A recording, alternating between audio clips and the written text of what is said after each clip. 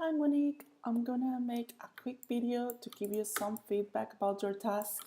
Overall, I think the wireframes look good. You have all the important information, you have the right elements, and I think it's looking good. I think we need to do just some minor realignment. I'm gonna send you some feedback about these three things. We want to make sure our grid is centered. Let me explain what I mean with that. I'm gonna add a background color to this canvas so we can see better. I'm gonna make it yellow. Great. So if you see on this edge, we have a tiny space that is like 2 pixels long, and on the other side, other edge, we have a bigger margin that is like 4 pixels, like the double. This means that your grid is not currently centered. We have much more space on one side than in the other. So if your grid is not centered, then none of your elements will be centered. So we need to fix that. I'm going to explain you how in a moment. The other thing is we want to make sure all the elements are following the grid. Once you fix your grid and it's centered, we want to make sure all the elements are aligned and following the grid. What I mean is, for example, this rectangle, see how it starts with a column. It starts here with this red column and then ends right at the column over here. So that's good. That's what you want all your elements to do. Start and end with a column. But some other elements like this one are floating in between columns. Do you see? This is in between. Same thing here. It ends in between a column. We need to make sure it ends with the column. It fills the complete column like this. Perfect. Now this element is following the grid. It's okay if some elements like text are floating around. They don't necessarily have to follow it. But if you can make it follow it like this, like see how this text starts with the column right here, that will be better, much better. I'm gonna make this smaller, and yeah, and see how it ends with the column. So now everything will look more aligned. This text will connect to the rectangle at the top because they are in the same column. So yeah, that's what columns are for, to make sure everything is aligned and balanced. So that is something we want to do with every single screen. I'm going to do the same here. I'm going to add a color so I can see your canvas.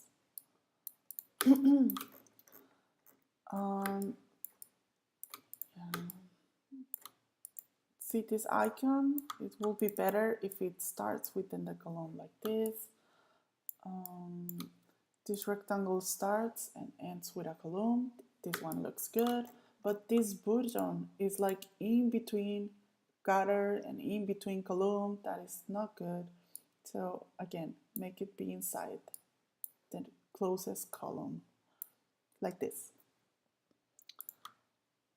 So yeah, we need to double check every single one of your elements. Some are good, some are not. But once you update your, your grid, you're probably going to have to update it all. Okay, but that's what we need to do. The other feedback is to have enough margin on the edges, so none of the elements will touch or be super close to touching the edge of the screen. This is what I mean. For this screen, I'm going to do the same, add some background color. Okay, so do you notice how this image is almost touching the edge of the screen, like just 2 pixels apart from the edge? That is no good. Because same thing here, we have like 3 pixels apart. So that creates visual tension when 2 elements are too close. Like for example, if I move this one closer, like 2 pixels apart from it, it will look crowded. It will look it's called visual tension, when something is about to touch other thing but it doesn't, and it doesn't look good. So again, you have a good margin like this between these 2 elements, but we need to make sure we have a good margin on the edges so it doesn't touch the screen, maybe something like that. But Don't change that until we update your grid. I'm gonna help you with that. So going back to the first point, let's do this. Let's make sure grid is center. I'm gonna explain you how. When I work with the grid, I like to first use a website that helps me with the math because I'm terrible at math. Yeah, I'm gonna open this website, a new tab. So this is gridcalculator.dk, and it helps you to get your numbers right. So my screen is 375, so that's what I'm gonna put here. We want 14 columns, and I'm gonna play with these numbers later. This should be 0 always. So what I'm going to do is 375 is the total width of my screen, but I don't want to use the total width. I want to have a margin of 20 pixels on the edge of my screen. So I want to have maybe 10 and 10 pixels of margin on the edges. Why? So my elements are not so close to touching the edge of the screen. So what I'm going to do is I'm going to subtract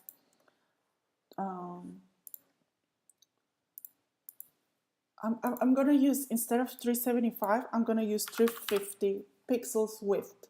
So my columns will be inside this area, 350.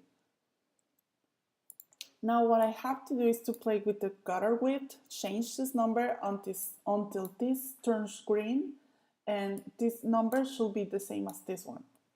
So I'm going to keep playing with it until it does. Oops, sorry.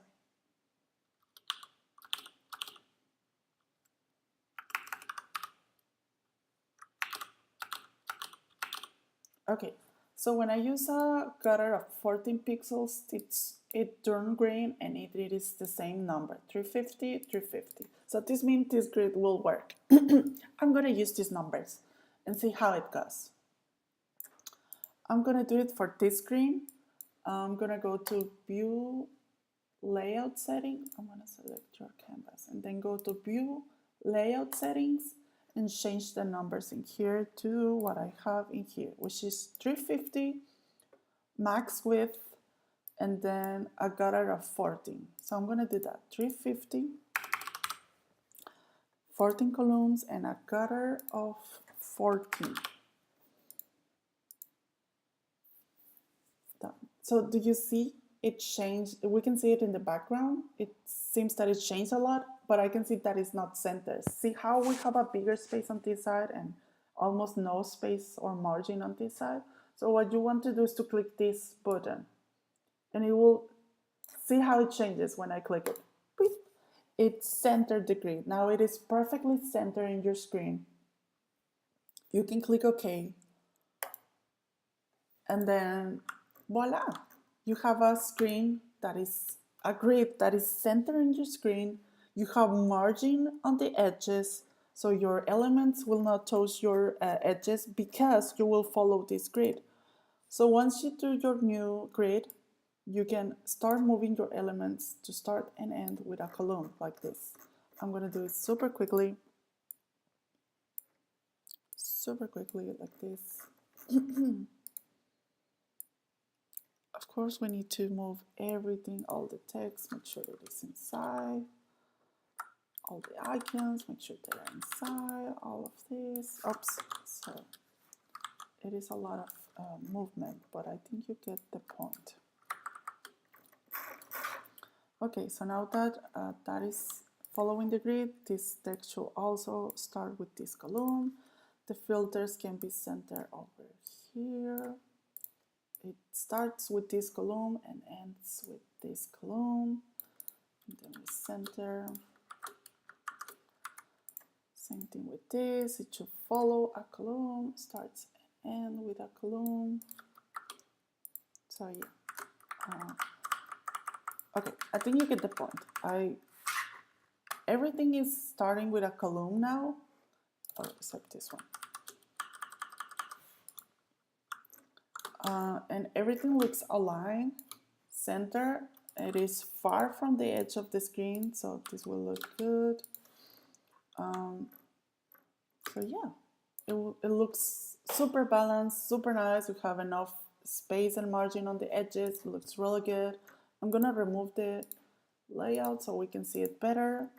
I think this looks much better now that we have this margin on the edges and everything looks centered. So that's what we need to do with every single screen. We need to go, select it, and update the layout. Ideally, when you work with an application, if it's a small application, you can have all the screens in a single page. You don't need to have separate pages for every single one. So that will make your work easier because that way you can select all the screens like this and just change the layout for all of them.